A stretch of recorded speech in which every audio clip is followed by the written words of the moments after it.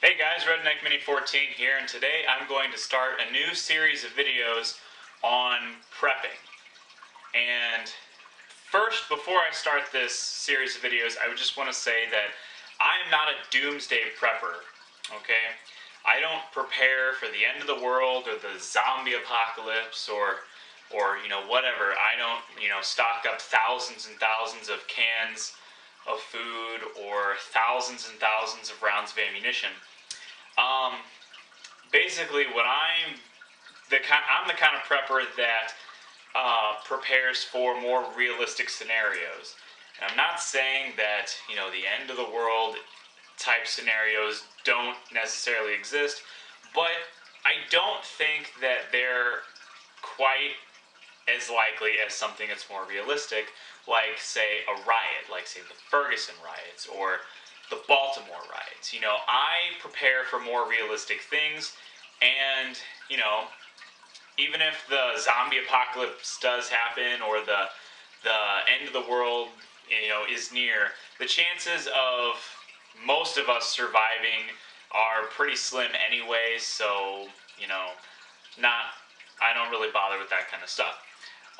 But again, what I'm going to focus on is more realistic scenarios like, say, riots or natural disasters, things like that. And my first video is going to be on building an arsenal, or starting an arsenal. This is a video for people that, maybe, they don't know a whole lot about guns. They, maybe aren't even that into guns.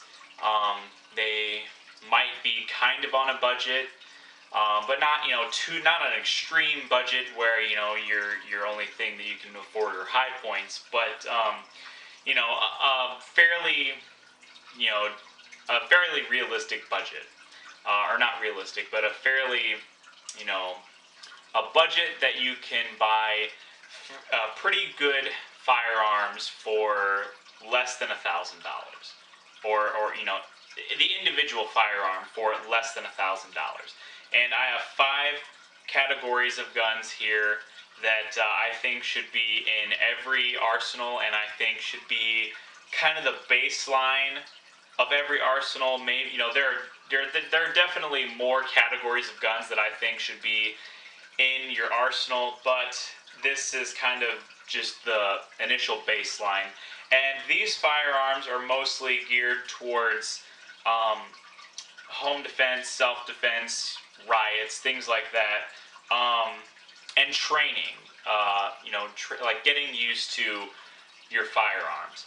So, what basically sparks this video is all the events that have happened in the past year. Ferguson, Baltimore, all these riots in all these different cities for whatever reason, race riots, police brutality, whatever.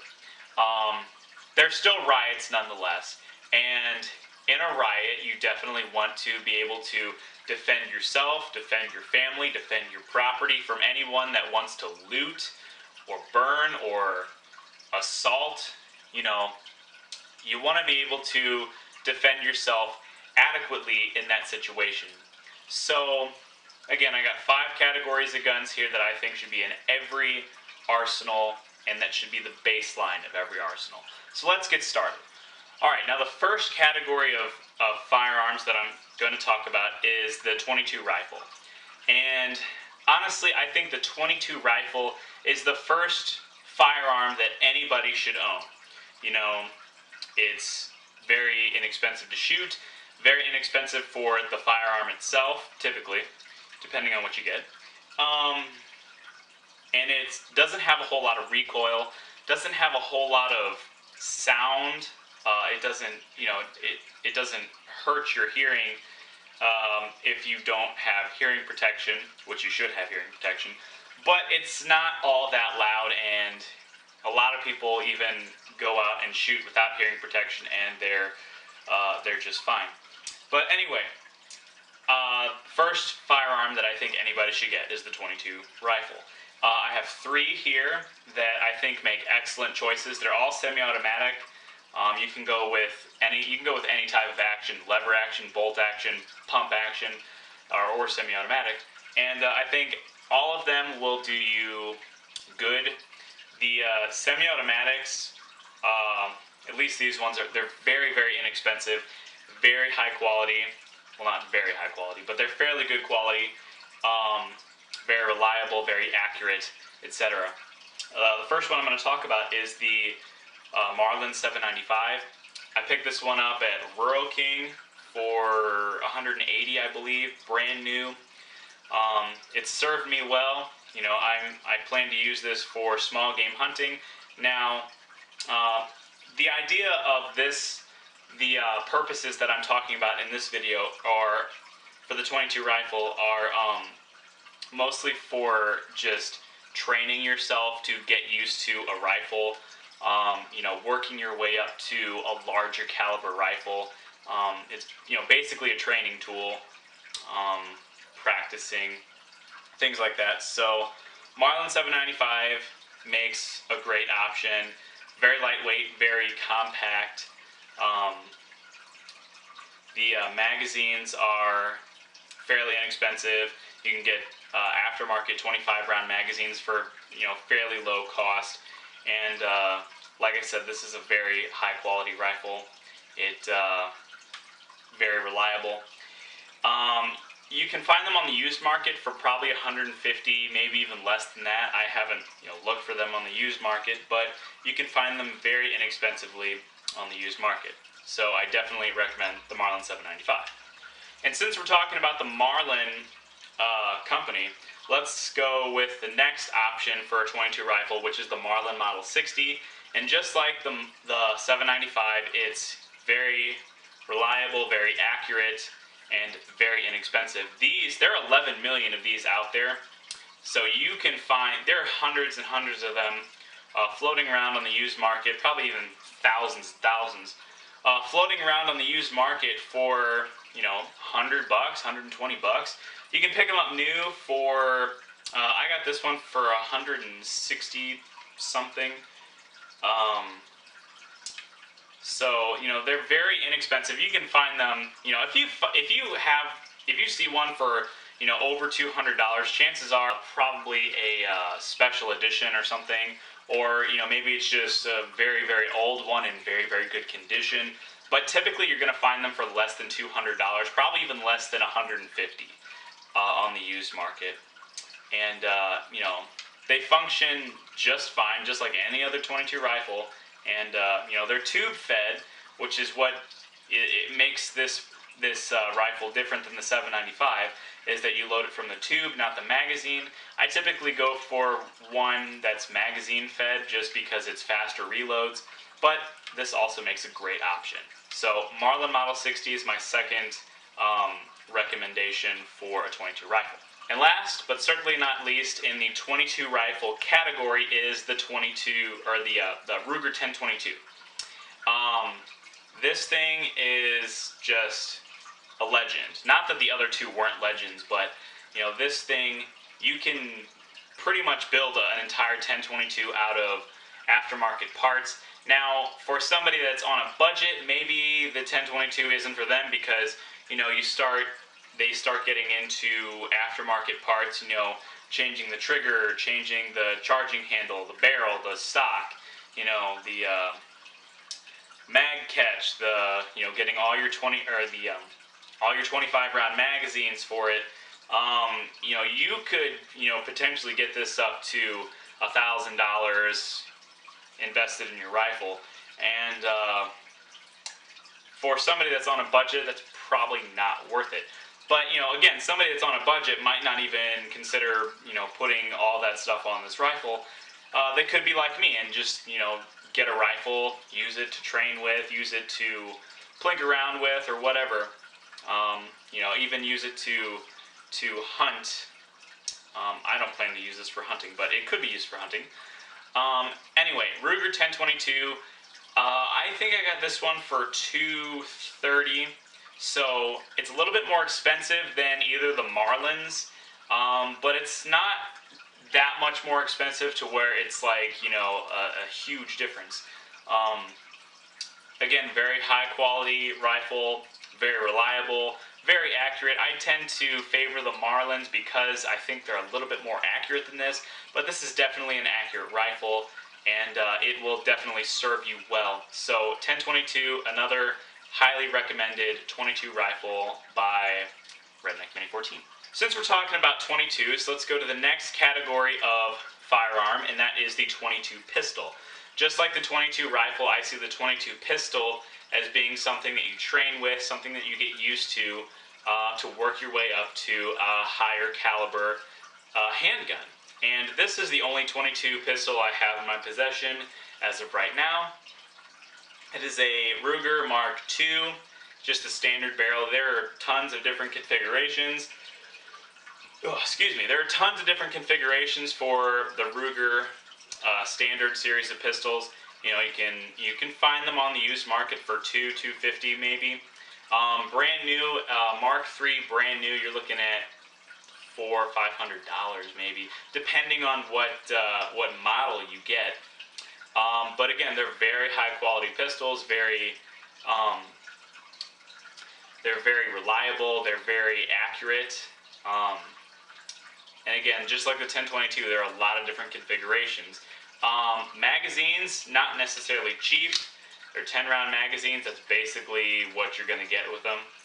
There's not really any high-capacity magazines. You can alter these to fit a couple extra rounds in them, but, you know, just 2 extra rounds, it's not a whole lot, really. So you're basically looking at 10 rounds. Other 22 pistol options would be the Ruger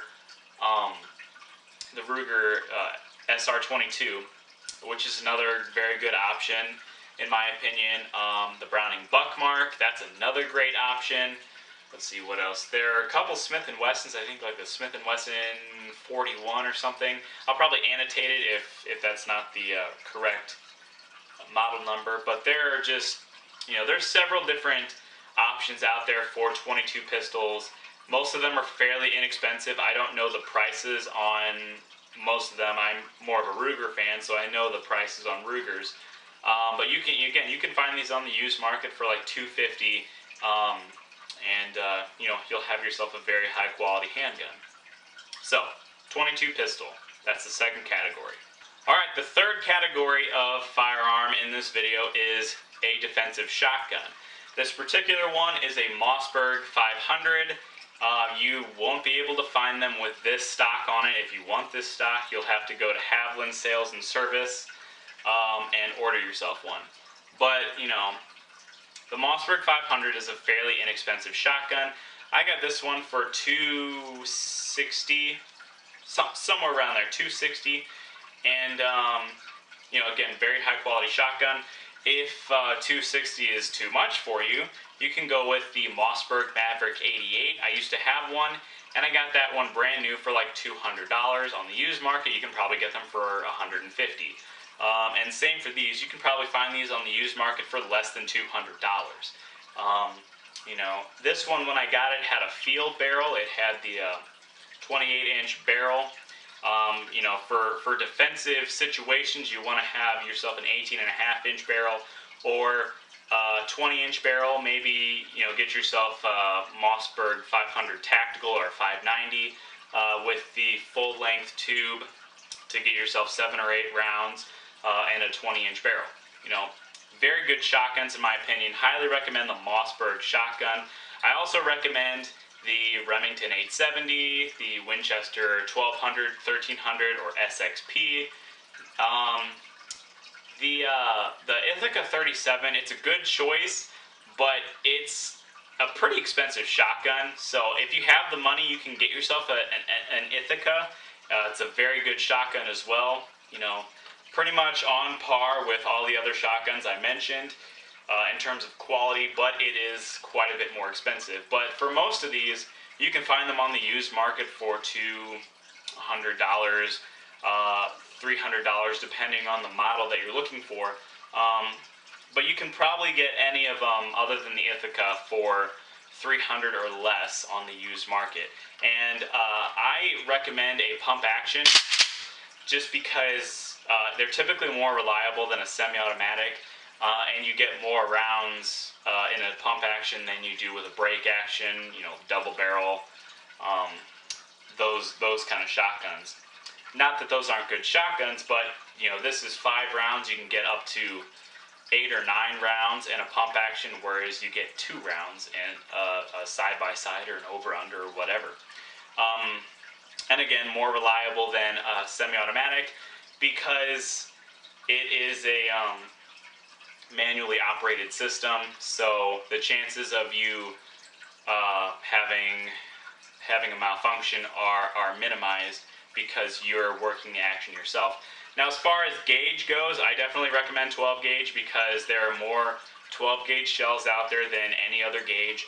Fairly inexpensive to shoot. Get yourself some budget double-aught buckshot. I have a video on budget shotgun ammunition. You can check that out. You can get yourself a box of Rio Royal Buck for $2.50 a box, and that's pretty inexpensive. And for defensive purposes, I recommend buckshot. It doesn't really matter what size. You can get 4, number 1, double-aught buck, triple-aught buck. It doesn't really matter. It all is pretty devastating shotgun ammunition. So 12 gauge shotgun, defensive variety, I definitely recommend for your third category of firearm. Alright, the fourth category that I'm going to put in this video is a Centerfire pistol. This is a 9mm, and 9mm is my favorite. It typically has the most capacity, out of any other caliber. This is a 15-round magazine. You can get up to 19 round. Depending on the model that you can get like 19, 20 rounds in your 9mm pistol. This is a Smith & Wesson 5904. They don't make these anymore, but you can find them on the used market for $300, $400. I got this one for $250. I looked online, and most of them were going for between $300 and $400. So I figured $250 was an awesome deal, so I jumped on it. But again, this is a very reliable pistol. It's a fairly accurate pistol. Pistols, when you talk about accuracy with a pistol, you're looking like 15 yards as your maximum, as your maximum distance. Typically when you're using a pistol, you're not that far away from your attacker anyway, so accuracy is not it's not as important as with a rifle, but it's still fairly important. And as far as caliber goes, you can go with a 9mm like this, a 40, a 45. You could go with 10mm, but that's going to be quite a bit more expensive, and you don't have as many options in terms of pistols to buy. You can also go with a double action or a single action revolver, either one. 357, 38 special. Those are probably the two calibers that I would stick with. I would personally stick with the 357 just because you can shoot both. I would stay away from a 44 just because there's a lot of kick in that, and it's very expensive ammunition. Same for 45 Colt. Not as much kick, but it's still a pretty expensive ammunition. You can also go with a Taurus Judge, which shoots 410 shotgun shells, and 410's not super expensive, but at the same time it's not super cheap either. So I tend to stick with 9mm, 40, 45, or 357 or 38. So that's what I recommend. But anyway, defensive handgun. I typically like the 9mm just for its capacity, and it's a perfectly lethal round. It will get the job done, especially with hollow points. But anyway, that's the fourth category of firearm in this arsenal. Alright, now the last category of firearm is a defensive rifle. Now, most people are going to go with an AR-15 or an AK-47 variant rifle. Both are very good quality rifles. They're going to be very reliable, very accurate, and the ammunition is going to be fairly inexpensive.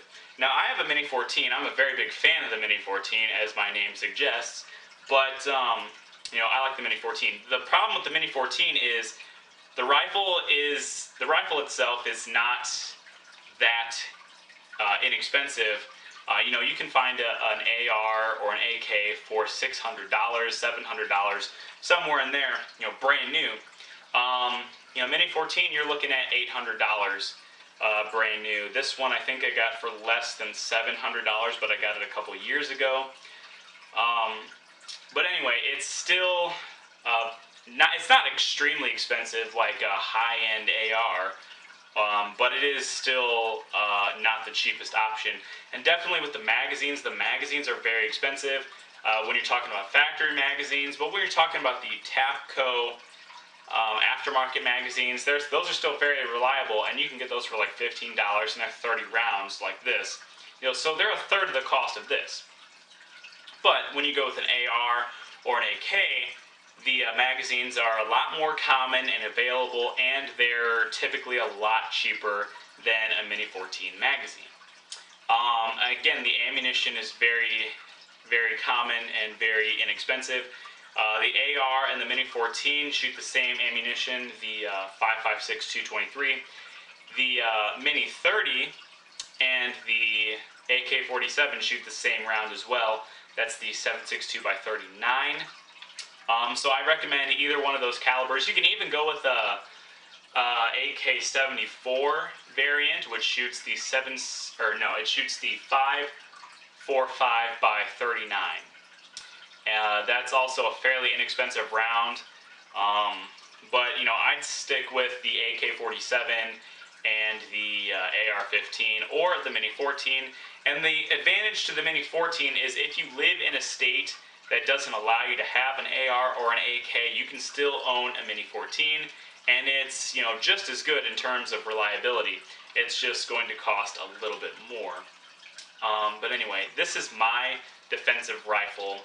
I also have an M1 carbine, but for this video, I'm going to stay away from the M1 carbine just because of the ammunition situation, because the ammunition's not quite as common or inexpensive.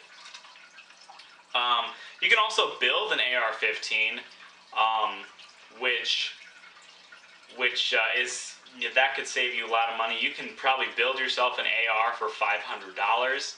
I'm going to build myself an AR, but the one I'm going to build is going to be like $1,000, probably a little bit more than $1,000. But that's just because of the one I want to build. If you want to build just kind of a basic AR, you can probably build one for about $500, easy. But anyway, this is the fifth category of firearm that I suggest you use as the baseline of your arsenal for defensive purposes. I also have other categories of firearms that I think should be in every arsenal, but this is more towards defensive and training purposes. And it's for the new shooter, somebody who's just getting into guns, somebody who's on somewhat of a budget and can't afford a $1,000 rifle.